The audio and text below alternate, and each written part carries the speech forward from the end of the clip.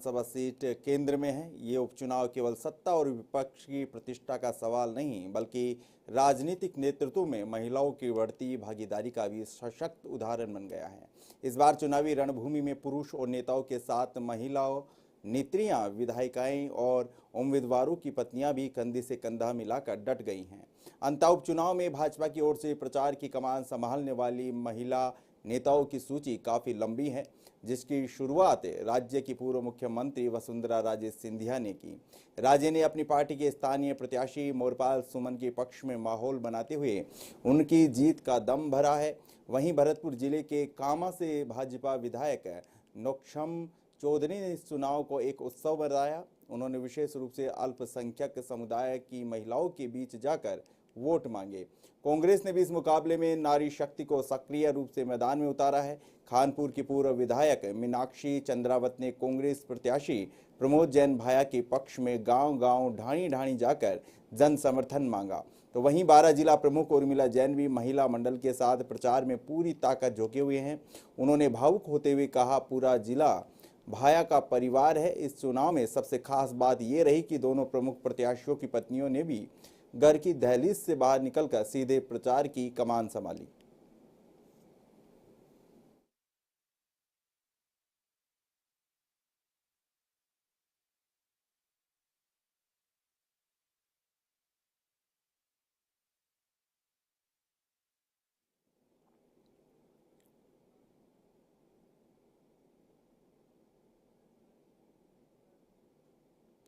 राजस्थान की अंता विधानसभा के उपचुनाव का रण अब अपने चरम पर पहुंच चुका है। एक तरफ जहां भाजपा और कांग्रेस ने अपने केंद्रीय और प्रादेशिक नेतृत्व को मैदान में उतार दिया है, वहीं बयानों की गर्माहट ने चुनावी माहौल को और तीखा कर दिया है।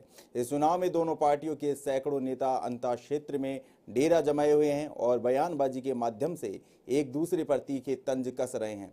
साथ ही अपने प्रत्याशियों की जीत का दावा कर रहे हैं। कांग्रेस ने इस उपचुनाव में सीधे केंद्र और राज्य की भाजपा सरकारों पर हमला बोला है। डोटासरा ने अपने बयान में भाजपा के चुनावी वादों और कार्यशैली पर गंभीर सवाल खड़े किए हैं। उन्होंने मुख्यमंत्री भजनलाल शर्मा के चुनाव प्रचार में नए आने और भाजपा नेताओं द्वारा हार स्वीकार करने की बात कही। वहीं भाजपा के प्रत्याशी को मंत्री बनाने के प्रलोभन पर तंज कसते हुए सुरेंद्र पाल टीटी का उदाहरण दिया, जिन्हें मंत्री पद की शपथ दिलाई गई, लेकिन बाद में उनका पत्ता कट गया। कांग्रेस के हमलों के बीच राजस्थान सरकार के उप मुख्यमंत्री प्रेमचंद बैरवा अंता विधानसभा क्षेत्र में पिछले 4-5 दिनों से डेरा डाले हुए हैं। कांग्रेस के आरोपों पर सीधे जवाब देने से बचते हुए बैरवा ने कहा कि वह उनके बयानों पर नहीं जाएंगे, लेकिन भारतीय जनता पार्टी एक विजन लेकर काम करती है।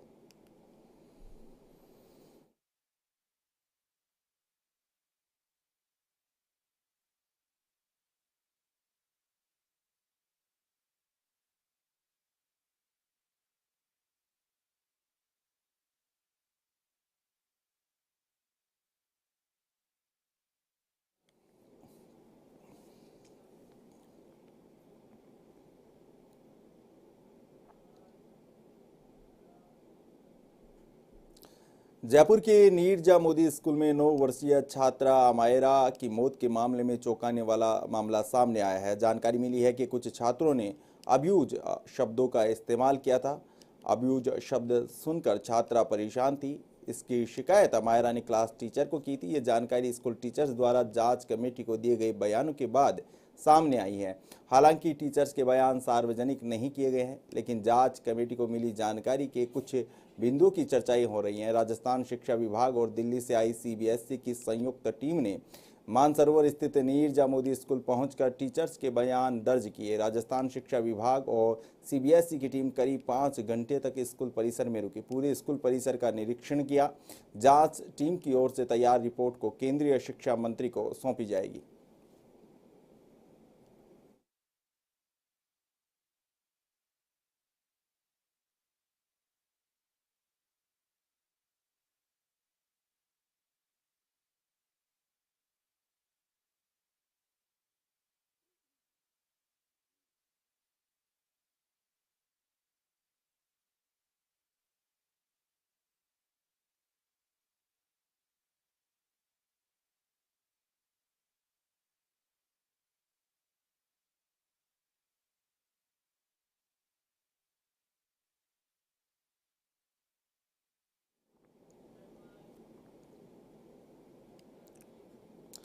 राजस्थान क्रिकेट एसोसिएशन यानी आरसीए में चल रहा विवाद अब राज्य क्रिकेट के भविष्य पर संकट बनता जा रहा है। एडहॉक कमेटी की अंदरूनी मतभेदों ने एक बार फिर राजस्थान की क्रिकेट साख को दांव पर लगा दिया है। एडहॉक कमेटी ने रणजी ट्रॉफी के लिए एक नहीं बल्कि दो टीमें बना दी हैं। पहले कन्वीनर डीडी कुमावत ने टीम की घोषणा की, लेकिन कुछ ही देर बाद 4 अन्य सदस्यों ने नई टीम घोषित कर दी। अब सवाल ये है कि राजस्थान की ओर से रणजी मुकाबलों में कौन सी टीम खेलेगी। ये विवाद पहली बार नहीं हुआ है। सरकार ने 2 बार आरसीए में एडहॉक कमेटी का गठन किया, लेकिन हर बार कमेटी के सदस्यों के बीच टकराव सामने आया। पहले विधायक जयदीप बिहानी और धनंजय सिंह ख्यूसर के बीच विवाद हुआ था। अब डीडी कुमावत और धनंजय सिंह ख्यूसर आमने सामने हैं।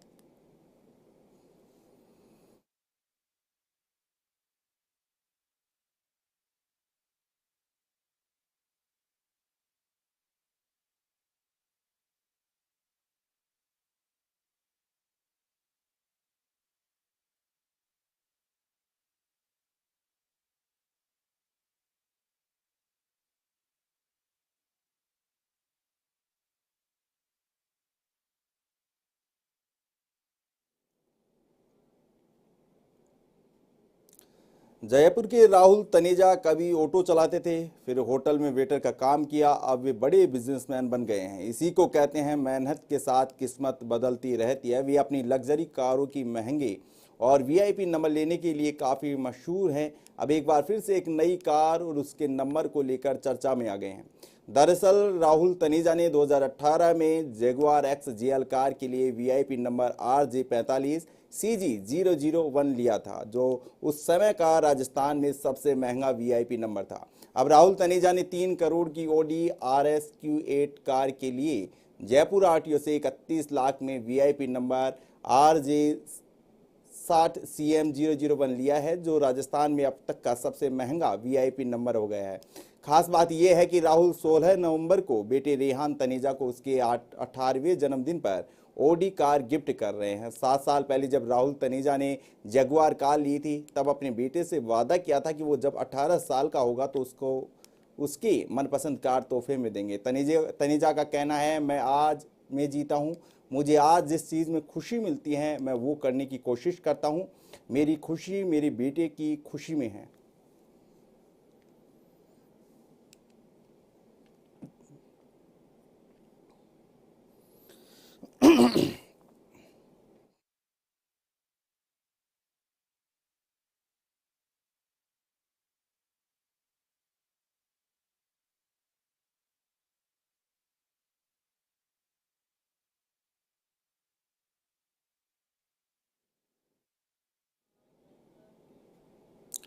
राजस्थान की राजनीतिक सरगर्मियां इन दिनों अंता विधानसभा उपचुनाव पर टिकी हुई हैं। इस महत्वपूर्ण मुकाबले में कांग्रेस के वरिष्ठ नेता सचिन पायलट ने मोर्चा संभाल लिया है।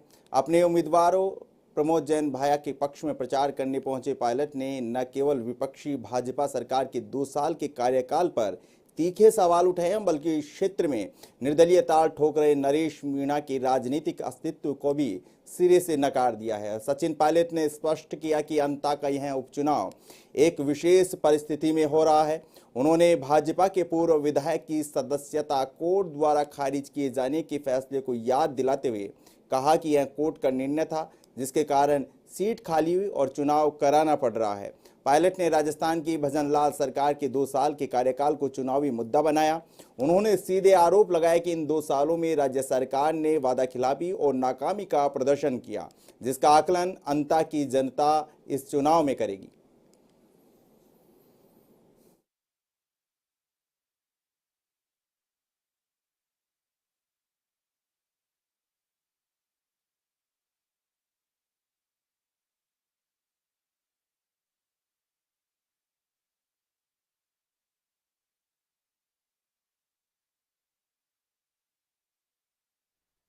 बारां जिले की अंता विधानसभा क्षेत्र में उपचुनाव है और हम सभी लोग हमारे कांग्रेस के प्रत्याशी प्रमोद जैन भाया जी के समर्थन में आए हैं।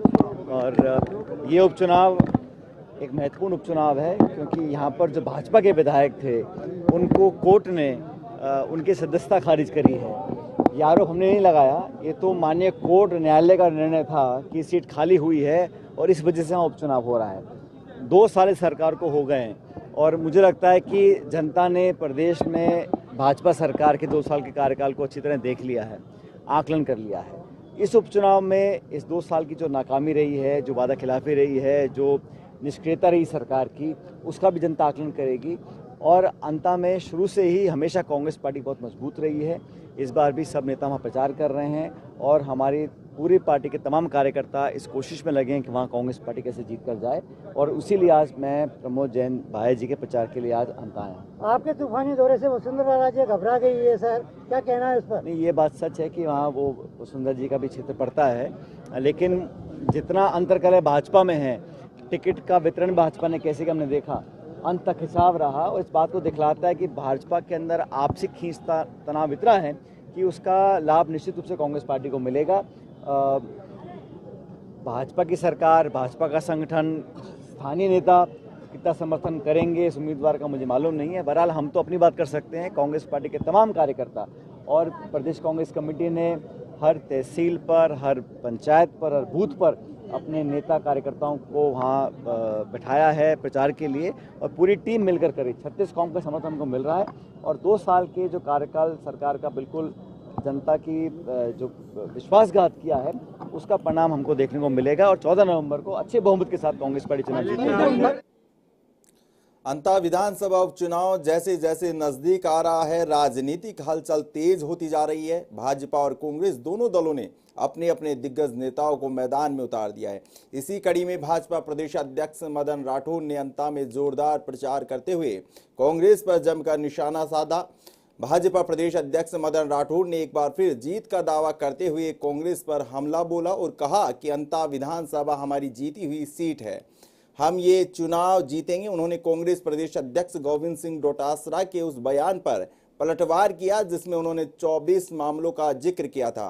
राठौर ने कहा कि डोटासरा सिर्फ बहाने बनाते हैं, मेरे अच्छे दोस्त होने के बावजूद उन्हें मेरे बारे में जानकारी नहीं है, मेरे खिलाफ एक भी मामला दर्ज नहीं है।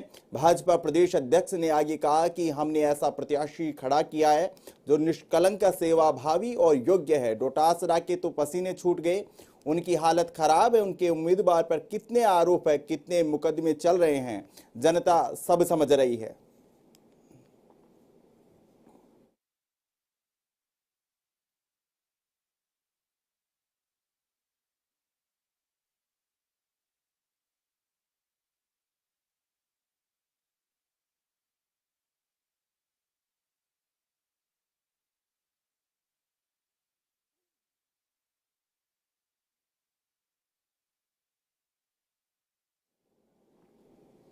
प्रदेश भर में पिछले कई दिनों से चल रही स्लीपर बसों की हड़ताल आखिरकार खत्म हो गई है।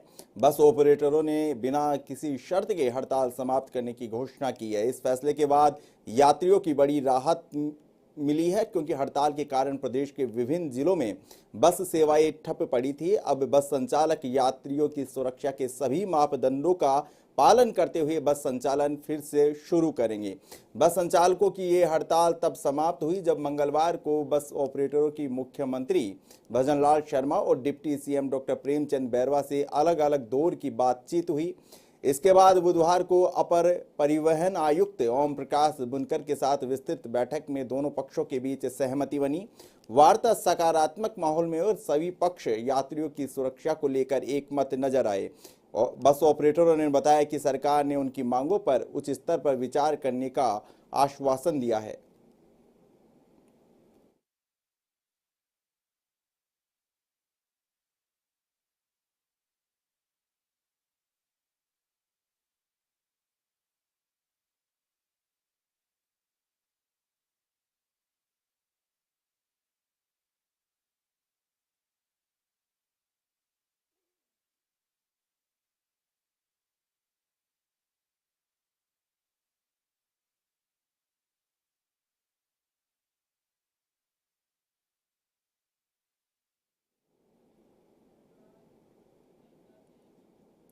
राजस्थान में एक बार फिर अचानक हार्ट अटैक से मौत होने का मामला सामने आया है। ताजा मामला कोटा जिले की ग्राम पंचायत बोरावास का है। यहां के सरपंच अर्जुन गुंजल की कार चलाते वक्त हार्ट अटैक से आने से मौत हो गई। गुंजल शहर के एरोड्रम सर्किल से गुजर रहे थे। इसी दौरान अचानक वह कार के स्टीयरिंग पर निडाल हो गई।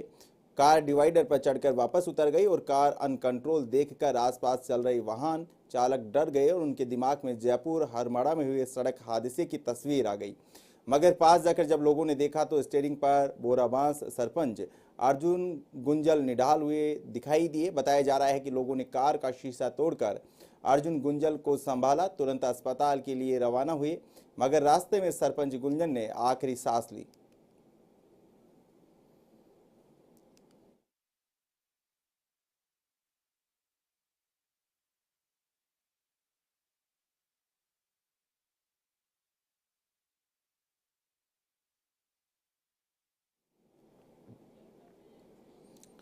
राजस्थान के राज्यपाल हरिभाऊ बागड़े बांसवाड़ा की गोविंद गुरु जनजातीय विश्वविद्यालय और world association of Hindu academician के संयुक्त तत्वाधान में आयोजित राष्ट्रीय एकात्मकता विविधता में एक चेतना विषय पर एक दिवसीय राष्ट्रीय संगोष्ठी में भाग लेने पहुंचे थे।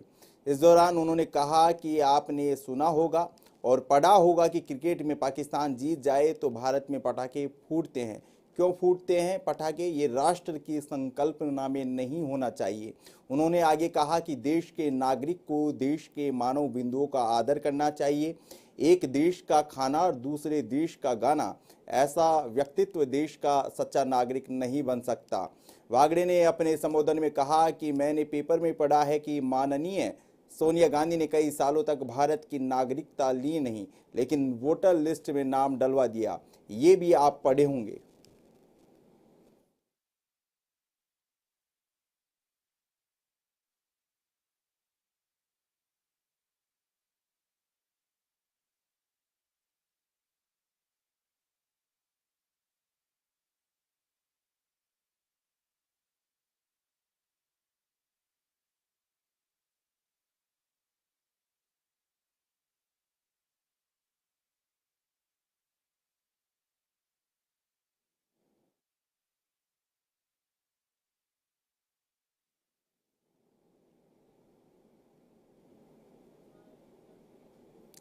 इस बुलेटिन में फिलहाल इतना ही। आप देखते रहिए NSC 9 न्यूज। नमस्कार।